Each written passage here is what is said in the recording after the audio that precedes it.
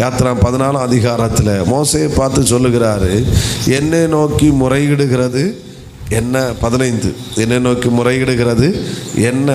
அடுத்து 16 சொல்கிறாரு, நீ உன் கோலை ஓங்கி உன் கையை சமுத்திரத்தின் மேல் நீட்டி சமுத்திரத்தை என்ன செய்து விடு, பிளந்து விடு.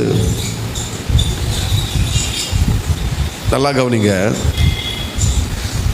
என்னுடைய எல்லா பிரச்சனைகளுக்கும் ஜபம் பரிகாரம் அல்ல.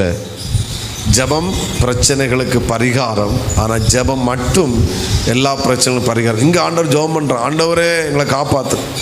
மோசே ஆமென் ஸ்தோத்திரம் அவங்கள பார்த்து சொல்கிறாரு, நீங்கள் கர்த்தருடைய கிரியை பார்ப்பீங்க. ஜனங்களை பார்த்து சொல்கிறார், கர்த்தர் உங்களுக்கு யுத்தம் பண்ணுவார். ஆனால் ஆண்டவரத்தில் வரும்போது ஆண்டவர் பேச ஆரம்பிக்கிறார், முறையிடுகிறான். மோசே ஆண்டவர் சொல்கிற, நீ என்ன நோக்கி முறையிடுகிறத, உன் கையில் நான் கோலை கொடுத்துருக்கேன்டா. உன் கையில் நான் என்ன கொடுத்துருக்கிறேன், கோலை கொடுத்துருக்கிறேன். அதை எடுத்து சமுத்திரத்தை என்ன செய்து விடு, பிளந்து விடு, பிளந்து விடு. நீங்கள் அதன் வழியாக வெட்டாந்தரையிலே நடந்து போவீர்கள். கர்த்தர் போக வைத்தார். நான் இப்படி சொல்கிறேன், ஒன்று பாவத்தை விட்டு வெளியே வந்தாச்சு, அடுத்து ஆவிக்கிற வாழ்க்கையில் பிரயாணம் பண்ணுகிறோம், முன்னேறி கொண்டு இருக்கிறோம். அபிஷேகத்தை தருகிறாரு, கிருபைகளை தருகிறார், வல்லமையை தருகிறாரு. நீ அதை கிருபையும் வல்லமை வைத்துக்கிட்டு அதை செய்யுங்க இதை செய்யுங்கன்னு சொல்றாத. உனக்கு தந்த அதிகாரத்தை நீ பயன்படுத்து, உனக்கு தந்த கோலை நீ பயன்படுத்து. அல்லேலூயா. கோலை கையில் வச்சுக்கிட்டு ஆண்டவரேன்னு கூப்பிடாத. கோலை தந்த கோலை எடுத்து நீ பயன்படுத்து. நீட்டு நீட்டு. செங்கடல் திறக்க பிளந்துதான் ஆகும், வாசல் திறக்கப்பட்டு தான் ஆகும். தேவ பிள்ளைகளே, அதிகாரத்தை இயேசு நாமத்தை பயன்படுத்துங்க. கெஞ்சுகிறது ஒரு லெவல், ஆண்டவரே தாங்கப்பா கெஞ்சுகிறது ஒரு லெவல். பிள்ளை என்கிற ஆசீர்வாதம் என்பது கெஞ்சுகிறது அல்ல, சுதந்தரித்தல். சுதந்தரித்தலுக்கு உரிமையோடு பயன்படுத்தல். கேளுங்க, எனக்கு இதை செய்வீரா செய்ய மாட்டீரா, நீ செய்யத்தான், நான் உங்கள் பிள்ளை. ஆமேன்னு சொல்லுங்க பார்க்கலாம் சத்தமாக. ஹல்லேலூயா. நீ பெற்றோர் உங்கள்கிட்ட கேட்க, அம்மா சோறு தாங்கன்னு, நீங்கள் தரலைன்னா நீங்கள் உறங்கி கிடக்கும்போது ஆமை பானையில் இருக்க சோறை காணாது, அதே வயிற்றுக்குள்ளே போகும். இன்னொரு வீட்டில் போய் செய்ய மாட்டாங்க. அவங்க வீட்டில் அவங்களுக்கு அதிகாரம் இருக்குது, உரிமை இருக்குது. ஆமேன். நம்ம பிள்ளைகளுக்கு இவ்வளோ சுதந்திரம் இருக்குன்னா பரலோக அப்பாவிடத்தில் உரிமையை பாராட்டுவதற்கு நமக்கு யார் சொன்ன அதிகாரம் இல்லை. சிலது உரிமையோடு இயேசு நாமத்தில் சுகத்தை நாங்கள் சுதந்தரிக்கிறோம். சுகம் என்பது பிள்ளையினுடைய அப்பம். ஆமென். சில நன்மைகள் அவருடைய பிள்ளைகளாய் நமக்கு தந்திருக்கிறாரு. இப்படி சொல்கிறேன், அந்நிய பாஷை நமக்காக வாசலை திறக்கிற திறவுகோல். அந்நிய பாஷையில் ஒருவன் அதிகமாக ஜெபிக்கிறான்னா அவன் அதிகாரத்தை பயன்படுத்துகிறான். அவனுக்கு முன்பாக அடைக்கப்பட்ட வாசல் திறக்கப்படுகிறது. அதிகாலை ஜபத்தில் வர்றவர்களுக்காக நான் ஆண்டவரை ஸ்தோத்தரிக்கிறேன். பாக்கியசாலிகள் பிள்ளைகளை வைத்துக்கிட்டு நீங்கள் வர்றதுக்காக ஸ்தோத்திரம் பண்ணுகிறேன். உங்களுக்கு கிடைத்த ஒரு பாக்கியம். அதிகாலை ஜபங்களில் அந்நிய பாஷையிலே ஜபம் நடக்கும். முடிஞ்ச அளவுக்கு ஆமேன்னு சொல்லுங்க பார்க்க. முழங்கால நிற்பாங்க பிள்ளைங்க, நின்று துதி. அது எனக்கு முன்பாக அடைக்கிற வாசலை திறக்கிற ஒரு திறவுகோல். அது அதிகாரத்தை பயன்படுத்துகிறோம். சில நேரம் பிரேயரில் நான் சொல்லுவேன், தீர்க்க தரிசனம் ஆண்டவர் வார்த்தை தான் தமிழில் பேசுங்க. நம்ம அதிகாரத்தை பயன்படுத்துகிறோம். கர்த்தர் அந்த வார்த்தையை அங்கீகரிக்கிறார், ஏற்றுக்கொள்ளுகிறார்.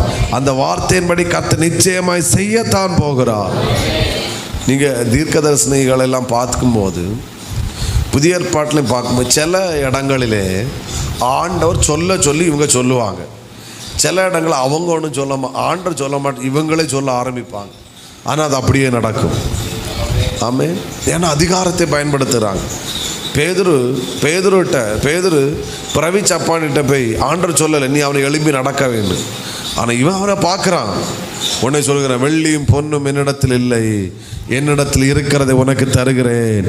நசரேயனாகிய இயேசு நாமத்தை எழுந்து அங்கே கட்டளையிடுகிறான்.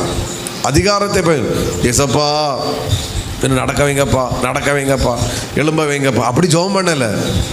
அதிகாரத்தை பயன்படுத்தினான். உன் படுக்கை எடுத்துக்கொண்டு நட. உடனே அவன் எடுத்து நடந்தான். சோத்திரம். 40 வருஷ சப்பானி சுகத்தை பெற்றுக்கொண்டான். அதிகாரத்தை பயன்படுத்துங்க சபையை. கர்த்தர் உங்களுக்கு இயேசு நாமம் என்கிற அதிகாரத்தை தந்திருக்கிறார். சில நேரம் சொல்லி இயேசுவின் நாமத்து விடுதலை உண்டாவதாக, இயேசுவின் நாமத்து நன்மைகள் உண்டாவதாக, இயேசுவின் நாமத்தில் கற்பங்கள் திறக்கப்படுவதாக.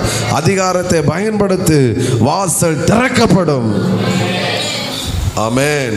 தபித்தாளுக்கு முன்னாடி போய் நின்றுட்டு பேது, ஆண்டவரே தபித்தாளை உயிரோடு எழுப்புங்கப்பா.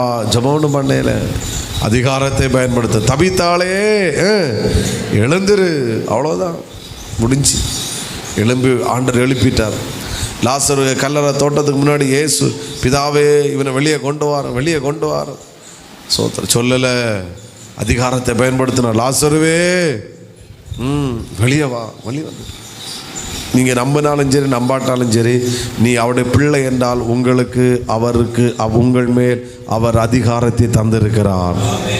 இன்னும் சில வாசல்கள் திறக்கப்படாததுக்கு காரணம் நீ வெளியே வந்துட்டா, ஆவிக்கஜத்தை வளர்ந்துட்டா, ஆனால் இன்னும் நீ அதிகாரத்தை பயன்படுத்தலை. உன் கையில் கோலை தந்திருக்கிறாரு, என்ன செஞ்சிட்டு இருக்கிற? நீட்டு மோசே கோலை கையில் வச்சுட்டு ஆண்டவரே கூப்பிடாத, முறையிடுகிறது. இன்னும் சொல்கிறேன், சில ஜபம் ஆண்டவரை கோபப்படுத்துது. ஹலோ, மோசே ஜெபித்தான், ஆண்டவரே அற்புதம் செய்யும். ஆண்டவர் கோபப்பட்டார்.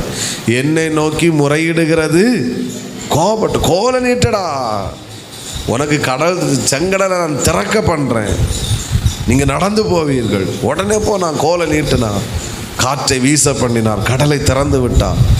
சத்தமாக ஒரு அலையிலேயே சொல்லுங்க பார்க்கலாம்.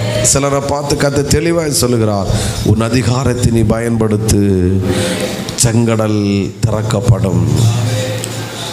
ஆமென். பிள்ளைகளை பார்த்து ஆசீர்வதிங்க. என் பிள்ளை ஆசீர்வதிங்க அப்படின்னு ஜெபம் பண்ணுங்க. அது நான் வேணும், ஆனால் அதிகாரத்தை பயன்படுத்து.